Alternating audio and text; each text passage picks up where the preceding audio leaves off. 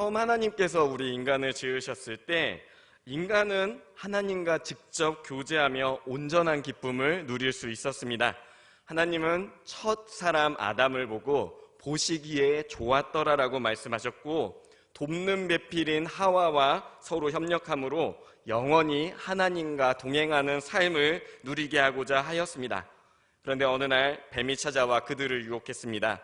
하나님이 먹지 말라는 선악을 알게 하는 나무의 열매를 먹으면 하나님과 같이 눈이 밝아져 선과 악을 아는 지식을 얻을 것이다. 그런데 실제로 아담과 하와가 이 열매를 따먹었을 때 정말 그들의 눈이 밝아졌습니다. 그런데 이게 어찌된 일입니까? 하나님의 지식을 얻었는데 오히려 그것이 껄끄러움이 되었습니다. 그들은 맨 처음 자신들이 벌거벗었다는 사실을 깨달았고, 그로 인해 부끄러워 하나님 앞에 서는 것이 껄끄러워졌습니다. 하나님께 불순종함으로 우리 안에 죄가 들어온 것입니다. 그 사건 이후로 죄의 문제가 우리의 삶을 주관하게 되었습니다. 아담과 하와, 그 자녀들, 모든 인류가 죄와 사망에서 자유할 수 없는 존재가 되었습니다. 뱀의 말대로 하나님께서 말씀하신 선과 악을 아는 지식을 얻으면 하나님처럼 될 줄 알았는데 오히려 하나님과 멀어지다 못해 죄의 노예가 되고 만 것입니다. 사실 우리에게는 그 지식을 감당할 만한 선한 기준과 능력이 없었기 때문입니다. 인류는 계속해서 죄와 사망의 권세에 매여 악을 행하였습니다. 특별히 죄의 이 번영이 최고조로 달하였던 때는 노아의 때였습니다. 창세기 6장 11절에서 12절 말씀은 이처럼 하나님을 떠난 인류의 모습을 이렇게 묘사합니다. 합독하기 원합니다. 그때에 온 땅이 하나님 앞에 부패하여 포악함이 땅에 가득한지라. 하나님이 보신즉 땅이 부패하였으니 이는 땅에서 모든 혈육 있는 자의 행위가 부패함이었더라.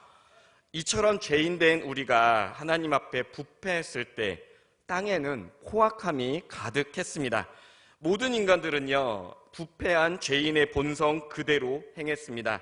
그들의 세상에선 더 이상 하나님은 필요하지 않은 것처럼 보였습니다. 오직 자기의 유익과 기쁨만을 위해 살았습니다. 그런데 정말 아이러니한 것은 사람들이 자신들의 기쁨과 유익을 추구한다고 이 세상이 그들의 이상향으로 흘러가지 않았다는 사실입니다. 그 누구도 자신이 원하는 그 이상을 온전히 누린 이는 한 명도 없었습니다. 그저 이 세상에는 포악함만이 가득했습니다. 권력과 부를 향한 투쟁은 계속해서 갈등만을 빚어 혼란을 심화시켰던 것입니다. 하나님을 떠난 인류의 모습은 악이 번영하고 존재가 부패하는 무시무시한 결과를 낳았습니다. 이 모든 것은 바로 죄의 영향력으로 인한 결과였습니다. 그러나 사랑하는 성도 여러분, 우리 주님의 몸된 교회, 우리는 이제 더 이상 그 죄의 위력을 두려워하지 않습니다. 왜 그런가 하니 우리는 죄와 사망 권세의 힘으로부터 대항할 수 있는 방법을 성경 말씀을 통해 배웠기 때문입니다. 그 마음의 처음 출발점은 바로 하나님을 경외하는 마음을 갖는 것입니다. 하나님의 백성, 거룩한 소유, 제사장 나라로 부름받은 우리가 주님을 섬기는 데 있어 가장 먼저 필요한 것은 하나님을 경외하는 마음을 갖는 것입니다. 물론 이를 위해서는 먼저 하나님을 경외하는 것이 어떤 것인지 분명하게 알아야 할 것입니다. 사실 사전적인 의미로만 보면 경외의 뜻은 무서워하고 두려워하며 경배한다라는 뜻을 갖고 있습니다. 그러나 주님을 인격적으로 만난다면 경외의 의미가 단순하게 하나님을 무서워하는 것이 아님을 깨닫게 됩니다.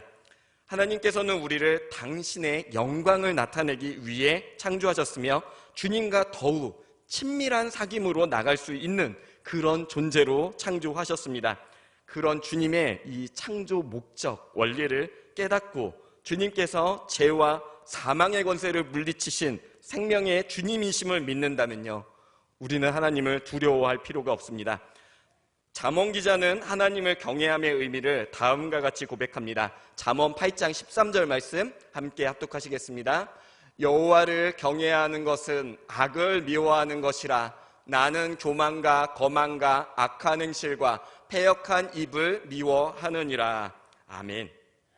즉 하나님을 경외한다는 것은 죄에 대해서 우리도 하나님과 동일한 마음으로 대항해야 한다는 뜻입니다. 우리는요, 성경 말씀 속에서 하나님의 성품을 읽어 깨닫고 알고 있습니다. 그런데 가끔 어떤 사람들은 너무나 쉽게 하나님의 성품을 무조건 용납하는 사랑의 하나님이다 라고 왜곡을 합니다. 하지만 여러분, 성경을 깊이 읽고 거룩한 하나님을 만나게 된다면 그분이 얼마나 죄를 가증히 여기는지를 깨닫게 될 것입니다. 하나님께서는 절대 죄를 묵인하지 않으시고 또한 죄와 타협하지도 않으십니다. 죄야말로 하나님의 성품과 가장 상극되는 부분이기 때문입니다. 우리를 창조하시고 우리와 사랑의 사귐을 나누기 원하시는 하나님께서는 당신의 백성 이스라엘을 향해 이렇게 말씀하셨습니다. 레위기 19장 2절 말씀 함께 합독하시겠습니다. 너는 이스라엘 자손의 온 회중에게 말하여 이르라. 너희는 거룩하라. 이는 나 여호와 너희 하나님이 거룩함이니라. 아멘. 하나님께서는 공의로우신 분이십니다. 그런 하나님께서 우리에게 거룩하라 말씀하실 때는 단순하게 너의 의지로, 너의 공로로, 너의 능력으로 거룩해지라 이렇게 말씀하신 게 아닙니다. 주님은요, 우리의 죄인됨도 아시고 나약함도 아십니다. 그러나 그 주님께서는 우리가 거룩해질 수 있도록 그 권능으로 우리를 이끄시고 도우십니다. 물론 우리 중 누가 감히 저 정도면 거룩하죠 라고 말할 수 있는 사람이 있겠습니까? 사실 교회를 다닌다고 해도요, 우리 마음 내면 중에 적지 않은 분들이 지난날의 후회, 어떤 죄책감, 상처 때문에 여전히 괴로워하고 계신 분들이 있을지도 모릅니다. 사실 우리 존재가 그렇습니다. 상처와 아픔에 쉽게 노출되는 존재죠. 그래서 아무리 봐도 나는 거룩해질 수 없어. 일단은 교회는 다니지만 그렇다고 해도 성경의 이 말씀은 나에게 해당되지 않아 라고 생각하는 분이 있다면요, 사랑하는 성도 여러분, 걱정하지 마십시오. 그런 우리의 나약함은 아무런 문제가 되지 않음을 믿으시길 소망합니다. 왜 그런 거 아니? 하나님께서 우리를 거룩하게 하시려고 그 아들 예수 그리스도를 보내셨기 때문입니다. 우리 주님께서 우리 죄의 문제를 속량하셨습니다. 그리고 성령님은 우리의 마음을 움직여 그 예수님을 주님으로 고백하게 이끄십니다. 우리가 예수 그리스도를 위해 삶을 드리고 주님께서 우리에게 거하신다면요, 우리는 당당하게 고백할 수 있습니다. 내 안에 계신 예수 그리스도께서 거룩하시다. 그분께 순종함으로 주님께서 거룩하라는 명령에 우리는 동참할 수 있다. 성경은요, 하나님을 경외해야 하는 마음에 대해 또 다른 정의를 또 말씀합니다. 자, 말라기 2장 5절 말씀 우리가 함께 합독하시겠습니다. 레위와 세운 나의 언약은 생명과 평강의 언약이라. 내가 이것을 그에게 준 것은 그로 경외하게 하려 함이라. 아멘. 자, 이 말라기는 익히 알려진 대로 구약 성경의 마지막 예언서입니다. 하나님께서 이제 특별히 말라기 선지자에게 이제 레위라고 하면은 대표적으로 이제 제사장 생각하시면 됩니다. 이 제사장들과 레위와 생명과 평강의 언약을 맺었다라고 이렇게 말씀을 하십니다. 그런데 이 언약을 맺은 이유, 그러니까 평강과 생명의 그 약속을 하신 이유가 바로 우리가 그 하나님을 경외하게 하기 위함이다라고 말씀하십니다. 따라서 우리가 하나님과 언약을 맺어 그 은혜를 누린다면 그 은혜를 누리는 자는 마땅히 또한 하나님을 경외해야 된다는 말씀입니다. 근데 혹자는 이렇게 물을지도 모릅니다. 아니 뭐 하나님의 이름이 뭐라고 그처럼 경외하란 말입니까? 사랑하는 성도 여러분, 하나님께서는요, 당신의 거룩한 성호를 이렇게 밝히셨습니다. 출애굽기 3장 14절 말씀 함께 합독하시겠습니다. 하나님이 모세에게 이르시되 나는 스스로 있는 자이니라. 또 이르시되 너희 이스라엘 자손에게 이같이 이르기를 스스로 있는 자가 나를 너희에게 보내셨다 하라. 아멘. 자, 우리가 흔히 성경을 읽을 때요, 이 하나님의 성호를 여호와 하나님이라고 일컫습니다. 사실 유대인들은 십계명에서 두 번째 계명, 하나님의 이름을 망령되이 일컫지 말라는 이 계명을 지키려고요, 오랫동안 이 하나님의 거룩한 성호를 부르지 않았습니다. 그러다 보니까 후대 사람들이 이 정확한 발음이 뭘까에 대해서 논쟁이 있었습니다. 이제 오랜 시간이 흘렀고 많은 이들이 여러 가지 이제 연구를 통해서 진짜 거룩하신 하나님의 성호가 무엇인가를 연구했습니다. 학자들이요, 가장 비슷하다고 생각하는 발음은 사실 야훼입니다. 야훼의 성호가 이제 영어권으로 번역돼서 제호바로 이제 넘어갔다가 우리말로 번역되는 과정에서 여호와 하나님으로 이제 우리에게 번역됐는데요.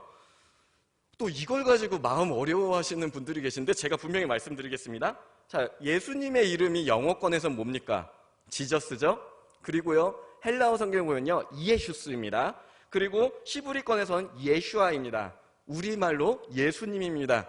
주님께서 그 말씀 듣고 내 이름을 정확하게 발음하지 않는다라고 저희를 질책하시겠습니까? 그런 의미가 아닙니다. 이 야훼와 여호와 하나님 이 성호도 마찬가지입니다.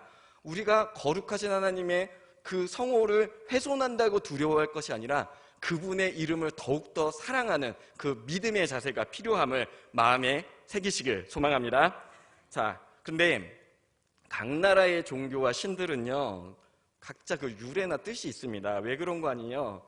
저마다 자기 문화에서 가장 위대한 신을 만들고 싶은 거예요. 그래서 가장 위대한 존재를 생각하고 가공하며 그 문화와 상황을 반영한 이름을 만들다 보니까 탄생설화와 관련된 이름들이 있습니다.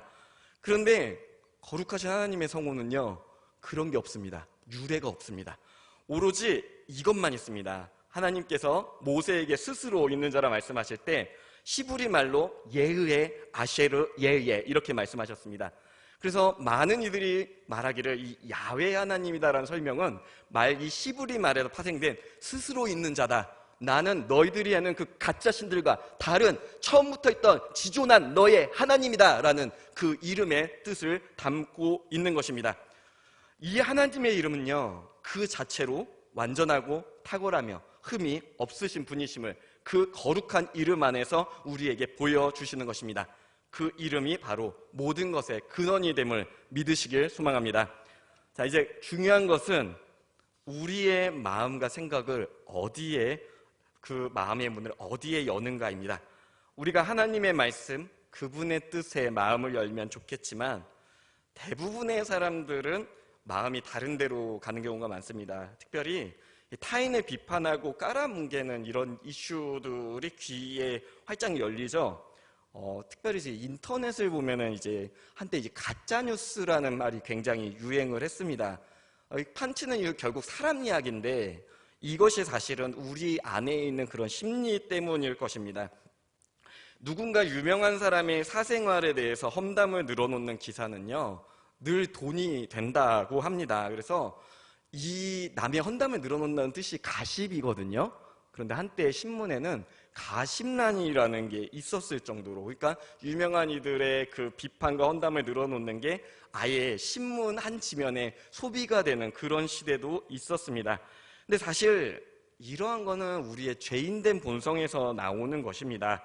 우리의 마음에 이 죄인의 모습들을 그대로 용납한다면요, 우리는 계속해서 남과 비교하고 타인을 비판하고 또 그 비판을 소비하며 계속 만들며 그것을 잘못된 쾌락으로 누리는 그런 죄의 고리에 빠지게 됩니다. 그러나 우리에게는 우리의 마음과 생각을 주장하시는 분이 있습니다. 그분은 바로 성령님이십니다. 성령님께서 선포된 하나님의 말씀을 우리의 마음에, 생각에 주장하실 때, 그리고 그 성령님의 이끄심에 우리의 마음을 온전히 열 때 거룩하신 하나님의 성호는 새로운 의미로 다가올 것입니다. 자, 시편 33편 8절에서 9절 말씀 합독하시겠습니다. 온 땅은 여호와를 두려워하며 세상의 모든 거민들은 그를 경외할지어다. 그가 말씀하심에 이루어졌으며 명령하심에 경고히 섰도다. 아멘. 자, 이 시편 기자는 다윗 왕입니다. 근데 이 다윗 왕은요, 온 땅이 하나님을 두려워하며 모든 백성이 하나님을 경외해야 된다라고 이렇게 고백을 했습니다. 왜 그런 거 아니? 하나님께서 말씀으로 천지를 창조하셨고 지금도 그 능력 가운데서 이 세계의 역사가 존재하고 있음을 알고 있기 때문입니다. 이 말씀 속에는 하나님께서 무한한 능력과 가장 존귀한 권세를 가지고 이 우주를 창조하셨음을 두렵고 떨리는 마음으로 바라보라는 의미가 있는 것입니다. 하나님을 향한 경건의 믿음은 단순히 구약시대 이스라엘 민족만의 고백은 아닙니다.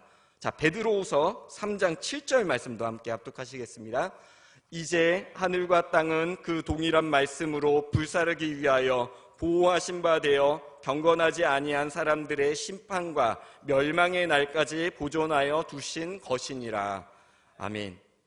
예수님의 수제자였던 베드로 사도가요, 지금 역사의 마지막에 역사의 주권자이신 하나님이 어떻게 심판하시는지에 대해서 분명하게 고백하고 있습니다. 그리고요, 베드로는 그뿐 아니라 이 하나님께서 어떻게 구원을 베푸시는 분이신지도 분명하게 고백하고 있습니다. 베드로후서 3장 13절 말씀도 우리 합독하시겠습니다.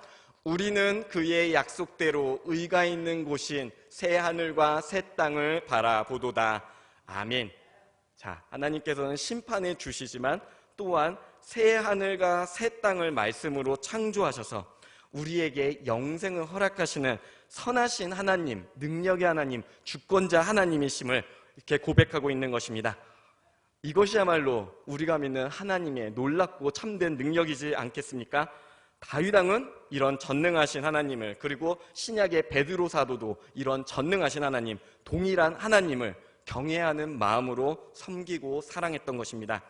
그는 그렇다고요, 그 하나님이 자신이 지금 겪는 이 모든 고난을 책임져야 한다, 당신이 능력이 있으니까 지금 내가 겪는 고난 다 비켜가게 해주세요, 이렇게 고백하지 않았습니다.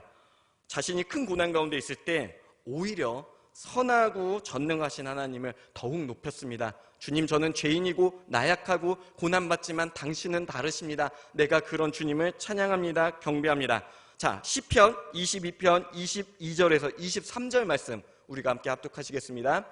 내가 주의 이름을 형제에게 선포하고 회중 가운데에서 주를 찬송하리이다. 여호와를 두려워하는 너희여 그를 찬송할지어다. 야곱의 모든 자손이여 그에게 영광을 돌릴지어다. 너희 이스라엘 모든 자손이여 그를 경외할지어다. 아멘. 사실 이 시편 22편을 전체를 읽어보면요, 이 다윗 왕이 너무나 고통 가운데 있어서 하나님께 한탄하는 시입니다. 얼마나 괴로운지 처음에요, 나의 하나님 어찌하여 나를 버리시나이까? 왜 나를 멀리하여 돕지 않으십니까? 내쉬는 소리가 들리지 않으십니까? 이렇게 시작하며 절규하며 시작합니다. 그러나 그런 가운데서도 그는 결코 자신의 처지를 비관하며 하나님의 전능하심이나 선하심을 의심하지 않았습니다. 그저 자신이 연약한 존재임을 더욱더 진실한 마음으로, 그렇기 때문에 내가 하나님을 더 경외합니다 라는 이 겸허한 마음으로 주님 앞에 고백할 뿐이었습니다. 성경에 많은 인물이 나옵니다. 그러나 자신의 마음을 다 바쳐 하나님을 사랑한다고 처음 고백한 사람은 바로 다윗입니다. 그리고 하나님께서 많은 사람을 들어 구원의 사역을 이루셨지만 그 중에서 나의 마음에 합한 자다라고 일컫는 사람도 오직 다윗뿐입니다. 왜 그렇습니까? 그에게는 하나님을 전적으로 경외하는 분명한 믿음이 있었기 때문입니다. 그분이 어떤 하나님이신지, 어떤 능력을 가지신 분인지에 대한 확실한 믿음이 있었기 때문에 다윗은 누구보다 하나님의 은혜를 누릴 수 있었던 것입니다. 결론적으로 하나님을 경외하는 마음, 이제 두 가지를 제가 말씀드렸습니다. 첫 번째는 하나님께서 죄를 미워하는 것 같이 우리도 동일하게 죄를 미워하고 멀리해야 된다는 것입니다. 그리고 두 번째는요, 하나님의 거룩하신가, 그분의 권능, 그리고 그에 비해 부족한 우리의 모습을 깨달아 더욱더 겸손하게 주님 앞에 나아가야 된다는 것입니다. 자, 그럼에도 우리는 채워주시는 하나님의 충만한 은혜를 깨달을 때 온전한 마음으로 하나님을 경외할 수 있습니다. 자, 그렇다면요, 우리가 어떻게 하나님을 경외할 수 있습니까? 하나님을 경외할 때 어떤 현상이 나타납니까? 라는 질문을 가질 수 있을 것입니다.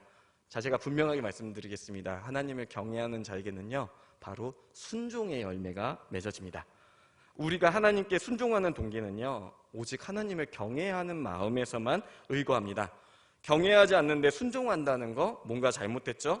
사람의 마음이나 권위의 위력을 따르는 건요, 냉정하게 순종의 동기는 아닙니다. 단순한 힘에 의거해서 따른다, 그건 순종이 아니라 굴종이죠.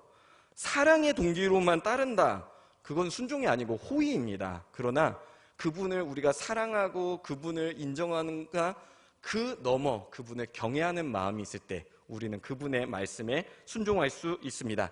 근데 하나님께서는 분명히 말씀하셨습니다. 우리의 순종을 제사보다 기쁘게 받으신다. 그것은 하나님께서 권능과 주권을 가지신 분이시며 동시에 우리를 사랑으로 품으시는 주님이시기 때문입니다. 따라서 자, 여기서 한번 정확하게 좀 귀 기울여 주셨으면 좋겠습니다. 하나님께서 말씀하셨기 때문에 내가 그 말씀을 들었기 때문에 순종하는 것도 중요한데, 그거보다 더 중요하고 더 좋은 것은 바로 그분이 하나님 자체이시기 때문에 그분의 뜻에 순종하는 것이 더 중요합니다.